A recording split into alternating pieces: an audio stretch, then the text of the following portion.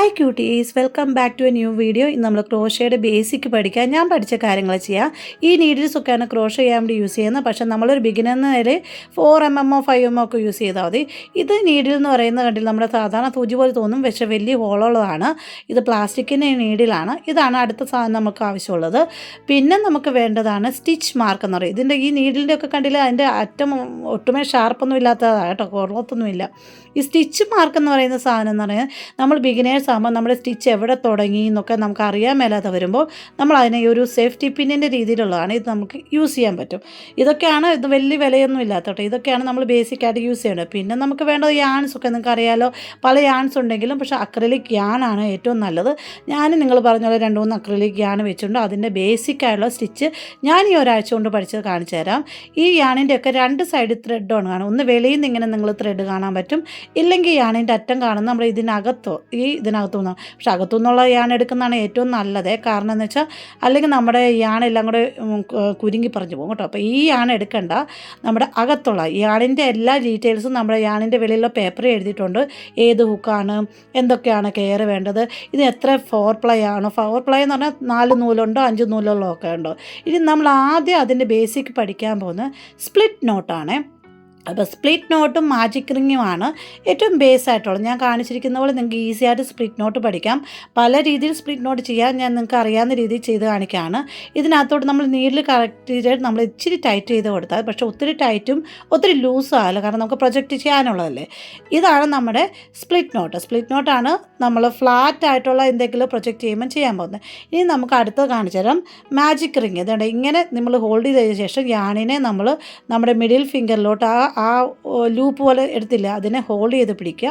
പിന്നെ ഞാൻ കാണിച്ചിരിക്കുന്ന പോലെ അകത്തൂടെ ഈ ലൂപ്പിനകത്തൂടെ എടുത്ത് യാണിൻ്റെ അടിയിലൂടെ എടുത്തിട്ട് വർക്കിംഗ് യാണിൻ്റെ അടിയിലൂടെ എടുക്കുന്നത് നമ്മളൊരു ചെയിൻ ഇടുക ചെയ്യുന്ന. ചെയിൻ ഇട്ട് കഴിയുമ്പോൾ നമ്മുടെ മാജിക് റിങ് റെഡിയാക്കണം. ചെയിൻ ഇടുന്ന കണ്ടില്ലേ, ചെയിൻ സ്റ്റിച്ച് എന്ന് പറയുന്നത് ഇടുകയാണ്. എന്നിട്ട് ഇതിനെ ടൈറ്റ് ചെയ്യുമ്പോൾ നമ്മുടെ മാജിക് റിങ് റെഡി ആയിട്ടുണ്ട്. അപ്പം നിങ്ങൾക്ക് പല രീതിയിൽ മാജിക് റിങ് ചെയ്യാം. നിങ്ങൾക്ക് ഏതാണ് കംഫർട്ടബിൾ എന്നുള്ളത് നിങ്ങൾ കണ്ടുപിടിച്ച് ചെയ്യണം. ഇനി ഒരു പ്രാവശ്യം കൂടെ ഞാൻ വേറെ രീതിയിൽ നിങ്ങൾക്ക് സ്പ്ലിറ്റ് നോട്ട് കാണിക്കുക. ഇത് എങ്ങനെ ക്രോസ് ചെയ്ത് പിടിക്കുക.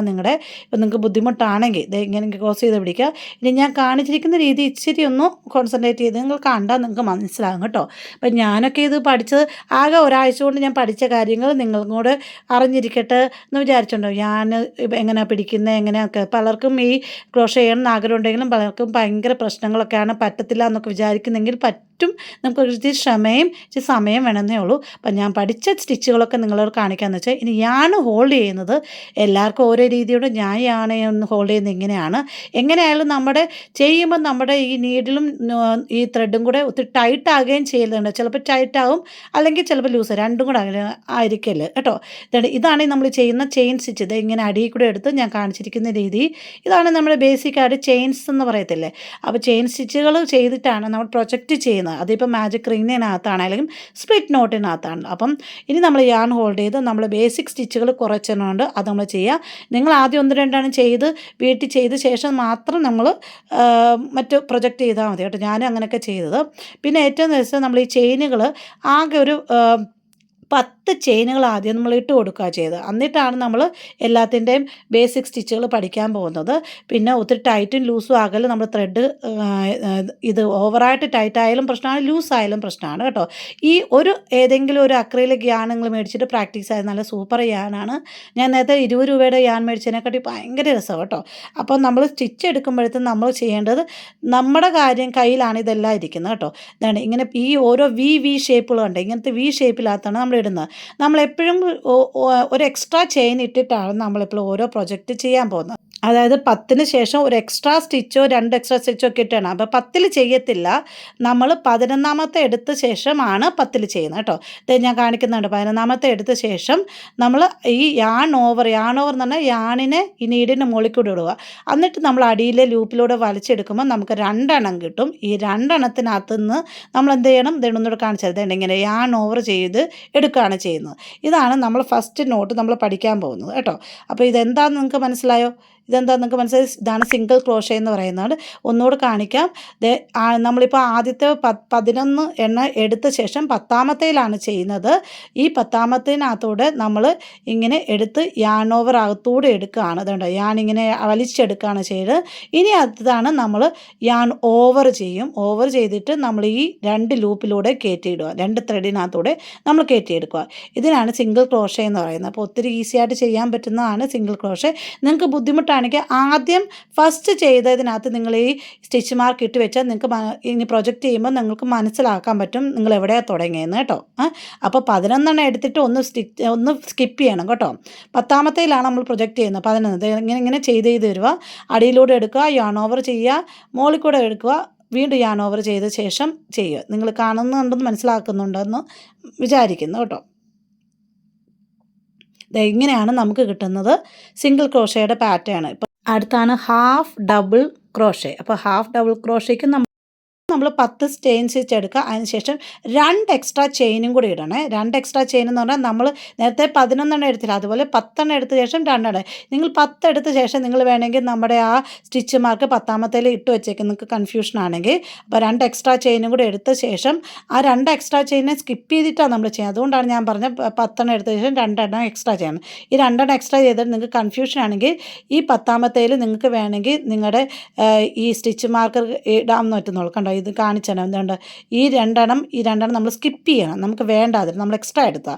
ഇനി 10ാമത്തേലോട്ടാണ് നമ്മൾ പ്രൊജക്റ്റ് ചെയ്യാൻ പോകുന്നത്. നമ്മുടെ സ്റ്റിച്ച് ചെയ്യുക, അതായത് കാണിക്കുന്നില്ല, ഇതിനകത്തോട്ടാണ് നമ്മൾ ഇനി നീഡ് ഇൻസ്ട്രേറ്റ് ചെയ്യേണ്ടത് കേട്ടോ. അപ്പം നമ്മുടെ പ്രൊജക്റ്റ് ചെയ്യുന്നത് നമ്മൾ യാൺ ഓവർ ചെയ്തു. നമ്മൾ ഇനി അകത്തെ 10ാമത്തേനകത്തോട്ട് നമ്മൾ ഇൻസേർട്ട് ചെയ്യണം. ഒന്നുകൂടെ കാണിക്കാം. യാൺ ഓവർ എന്ന് പറഞ്ഞാൽ യാൺ നമ്മൾ ഈ നീഡിൻ്റെ മുകളിൽ കൂടെ എടുക്കുക എന്നുള്ളത്. ഇപ്പോൾ യാൺ ഓവർ ചെയ്യാമെന്ന് പറഞ്ഞാൽ നമ്മൾ യാൺ അതിൻ്റെ മുകളിൽ കൂടെ എടുത്തു. അതിനുവേണ്ടി നീഡിൻ്റെ അടിയിൽ കൂടെ എടുത്ത് യാൺ ഓവർ ചെയ്തു. 10ാമത്തേനകത്തോട്ട് ഇൻസേർട്ട് ചെയ്തു. പിന്നെ നമ്മൾ ചെയ്യേണ്ടത് നമുക്ക് ഈ ഒന്നുകൂടെ യാൺ ഓവർ ചെയ്ത ശേഷം ഈ നീഡിലിനകത്തോട്ട് കയറ്റുകയാണ് ചെയ്യേണ്ടത്. അതോടെ ഒന്നുകൂടെ യാൺ കയറ്റ് ഈ 3 എണ്ണത്തിനകത്തോട്ടും ഇങ്ങനെ കയറ്റി വലിക്കണം കേട്ടോ. ഇത്രയേ ഉള്ളൂ നമ്മുടെ ഹാഫ് ഡബിൾ ക്രോഷേ എന്ന് പറയുന്നത്. അപ്പോൾ ഒന്നുകൂടെ കാണിക്കുക. യാൺ ഓവർ ചെയ്യുക, അടുത്ത നെക്സ്റ്റ് സ്റ്റിച്ചിനകത്തോട്ട് ഇടുന്നു, പിന്നെ നമ്മൾ യാൺ ഓവർ ചെയ്യുന്നു, പിന്നെ ഈ 3 എണ്ണത്തിനകത്തോട്ട് വലിച്ചെടുക്കണം കേട്ടോ. അപ്പോൾ ഫുള്ളായി കഴിയുമ്പോൾ നമുക്ക് കണ്ടില്ലേ ഇങ്ങനത്തെ പാറ്റേൺ കിട്ടുന്നത്. അപ്പോൾ ഇതാണ് ഹാഫ് ഡബിൾ ക്രോഷേ. ടീക്കെ, ഇപ്പം നമ്മുടെ പാറ്റേൺ കണ്ടില്ലേ. ഇനി അടുത്ത സ്റ്റിച്ച് നമ്മൾ പഠിക്കാൻ പോകുന്നതാണ് സ്പ്ലിറ്റ് സ്റ്റിച്ച് കേട്ടോ. ഈ സ്പ്ലിറ്റ് സ്റ്റിച്ചിന് നമ്മൾ ആദ്യത്തെ പോലെ തന്നെ 10 ചെയിൻ ഇടുന്നുണ്ട്. 10 ചെയിൻ സ്റ്റിച്ച് എടുക്കുക, പിന്നെ എക്സ്ട്രാ ഒരെണ്ണം കൂടെ ഇടുക. അപ്പോൾ ഒരെണ്ണം കൂടെ ഇട്ട ശേഷം നമ്മൾ 10ാമത്തേൽ വേണമെങ്കിൽ നിങ്ങൾക്ക് സ്റ്റിച്ച് മാർക്ക് ചെയ്യാം. നമ്മൾ ഈ 10 എണ്ണത്തിനകത്തും 11ാമത്തേത് നമുക്ക് സ്കിപ്പ് ചെയ്തിട്ടാണ് 10ാമത്തേലാണ് നമ്മൾ നീഡ് ഇൻസ്റ്റാർട്ട് ചെയ്യാൻ പോകുന്നത്. അപ്പം നമ്മുടെ പ്രൊജക്റ്റ് എപ്പോഴും ചെയ്യുമ്പോൾ നിങ്ങൾക്ക് മറന്നു പോവുകയാണെങ്കിൽ നിങ്ങൾ ഓർത്തോണം, എക്സ്ട്രാ സ്റ്റിച്ച് നമുക്ക് വേണ്ട. നമുക്ക് വേണ്ടതിനകത്തോട്ടാണ് നമുക്ക് പ്രൊജക്റ്റ് ചെയ്യേണ്ടത്. അപ്പം നമ്മുടെ അതിനകത്തോട്ട് നമ്മൾ ആദ്യം നമ്മൾ ഇങ്ങനെ എടുക്കാൻ പോവുകയാണ്. നമ്മൾ 11ാമത്തെ സ്കിപ്പ് ചെയ്യുകയാണ്. പിന്നെ 10ാമത്തിനകത്തോട്ട് നീഡിൽ ചെയ്യുന്നു, യാൺ ഓവർ ചെയ്യുന്നു, നമ്മൾ വലിച്ചെടുക്കുന്നു. ഇനി നമ്മൾ യാൺ ഓവർ ചെയ്യത്തില്ല. ഇനി നമ്മൾ ഈ 2 എണ്ണത്തിനകത്തോട്ട് ലൂപ്പ് വലിച്ചെടുക്കത്തുള്ളൂ. നമുക്ക് ഇനി വേണ്ട യാൺ ഓവറിന് ആവശ്യമില്ല. ഇതാണ് സ്പ്ലിറ്റ് സ്റ്റിച്ച് എന്നാണ്. ഈ സ്പ്ലിറ്റ് സ്റ്റിച്ച് മിക്കവാറും നമ്മൾ ഏതെങ്കിലും ഇപ്പോൾ ഒരു റൗണ്ട് പ്രൊജക്റ്റ് ചെയ്ത് കഴിഞ്ഞാൽ അടുത്തതിനകത്തോട്ട് നമ്മൾ ചെയ്യുമ്പം നമ്മൾ ഇങ്ങനത്തെ ഈ സ്പ്ലിറ്റ് സ്റ്റിച്ച് വെച്ചാണ് നമ്മൾ അതിനെ ജോയിൻ ചെയ്യിക്കുന്നത്. ഇല്ലെങ്കിൽ നമ്മുടെ പ്രൊജക്റ്റ് കംപ്ലീറ്റായി ലാസ്റ്റ് നമ്മൾ ചെയ്യുന്നതും ലോക്ക് ചെയ്യുന്നതും ഇങ്ങനെ വെച്ചാൽ ഇങ്ങനെയാണ് നമുക്ക് പാറ്റേൺ കിട്ടുന്നത് കേട്ടോ. ഇനി നമുക്ക് അടുത്ത് നമ്മൾ ചെയ്യാൻ പോകുന്ന പ്രൊജക്റ്റ് എന്ന് പറയുന്നത്, അല്ലെങ്കിൽ സ്റ്റിച്ച് ബേസിക് സ്റ്റിച്ച് എന്ന് പറയുന്നത് ഡബിൾ ക്രോഷയാണ്. ഡബിൾ ക്രോഷയ്ക്കകത്ത് നമ്മൾ ഇതുപോലെ ചെയിൻ സ്റ്റിച്ച് 10 എടുത്ത ശേഷം 3 എക്സ്ട്രാ ഇടണം. ഇനി അടുത്ത് നമ്മൾ 3 എക്സ്ട്രാ ഇടുന്നതിന് മുമ്പ് നിങ്ങൾക്ക് വേണമെങ്കിൽ നിങ്ങൾക്ക് ആ സ്റ്റിച്ച് മാർക്ക് 10ാമത്തേനെ ഇട്ട് വെക്കുക. ചിലപ്പോൾ നമ്മൾ കൺഫ്യൂസ് ആകാനുണ്ട്, അതുകൊണ്ട് ഇടുക. അതിനുശേഷം 3 എക്സ്ട്രാ ചെയിൻ എടുക്കുവാണ്. ഈ 3 എക്സ്ട്രാ ചെയിനും നമുക്ക് വേണ്ടാത്ത ചെയിനാണെന്ന് ഓർത്തോണം. നമുക്ക് പ്രൊജക്റ്റ് ചെയ്യേണ്ടത് 10ാമത്തേനകത്ത്. അപ്പോൾ നമ്മളിനി ചെയ്യാൻ പോകുന്ന ഈ സ്കിപ്പ് ചെയ്യേണ്ടത് മുമ്പ് തന്നെ നമ്മൾ ആദ്യം യാൺ ഓവർ ചെയ്യുന്നു, പിന്നെ നമ്മൾ 10ാമത്തേനകത്ത് ഇടുക. യാൺ ഓവർ ചെയ്ത് കണ്ടോ, യാൺ ഓവർ ചെയ്തു, വീണ്ടും നമ്മൾ ഇതിനകത്തോട്ട് ഇടുക കേട്ടോ. യാൺ ഓവർ ചെയ്തിട്ട് ശേഷം പിന്നെ നമ്മൾ വലിച്ചെടുക്കുകയാണ് ചെയ്യുന്നത്. വലിച്ചെടുത്ത് കഴിയുമ്പോൾ നമ്മുടെ കയ്യിൽ 3 കാണും. ഇനി വീണ്ടും യാൺ ഓവർ ചെയ്യുക.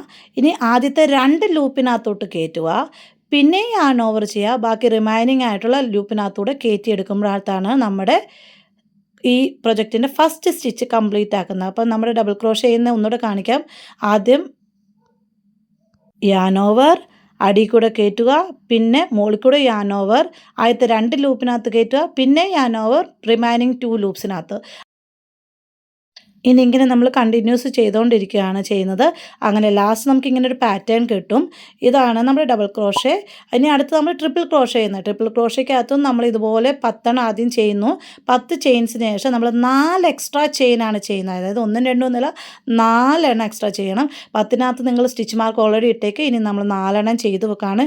ഈ 4 എണ്ണവും നമുക്ക് സ്കിപ്പ് ചെയ്യാനുള്ളതാണ് കേട്ടോ. നമ്മൾ പ്രൊജക്റ്റിൽ ഇന്നത്തെ പോലെ 10-ാമത്തേനകത്താണ് ചെയ്യുന്നത് കേട്ടോ. അപ്പോൾ 4 എണ്ണം നമ്മൾ ചെയിൻ ചെയ്തിട്ടുണ്ട്.